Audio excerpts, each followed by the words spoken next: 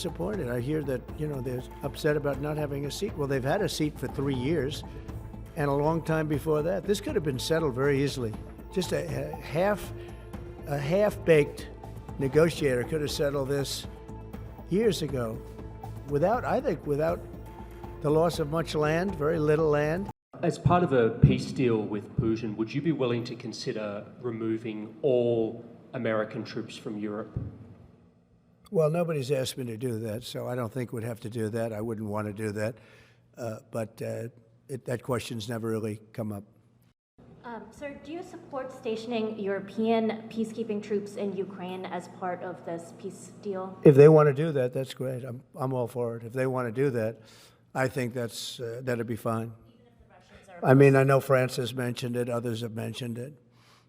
UK has mentioned it. But, if we have a peace deal, I think having troops over there from the standpoint of Europe, we won't have to put any over there because, we're very far away.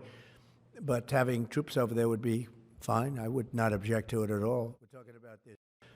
And I'm very disappointed. I hear that, they're upset about not having a seat. Well, they've had a seat for 3 years and a long time before that. This could have been settled very easily. Just a half-baked negotiator could have settled this years ago without the loss of much land, very little land, without the loss of any lives, and without the loss of cities that are just laying on their sides. Well, we have a situation where we haven't had elections in Ukraine, where we have martial law, or essentially martial law in Ukraine, where the leader in Ukraine, I mean, I hate to say it, but he's down at 4% approval rating. And yeah, I would say that, when they want a seat at the table, you could say the people wouldn't the people of Ukraine have to say, like, it's been a long time since we've had an election. That's not a Russia thing. That's something coming from me and coming from many other countries also. People are tired of it. People want to see something happen.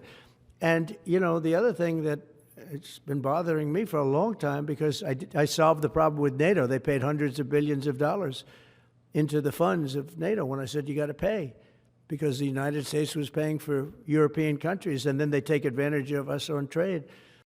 And we have to equalize with Europe, because Europe is given a very much smaller percentage than that. I think Europe has given 100 billion, and we've given, let's say, 300 plus.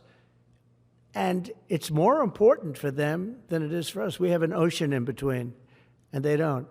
But where is all the money that's been given? Where is it going? And I've never seen an accounting of it.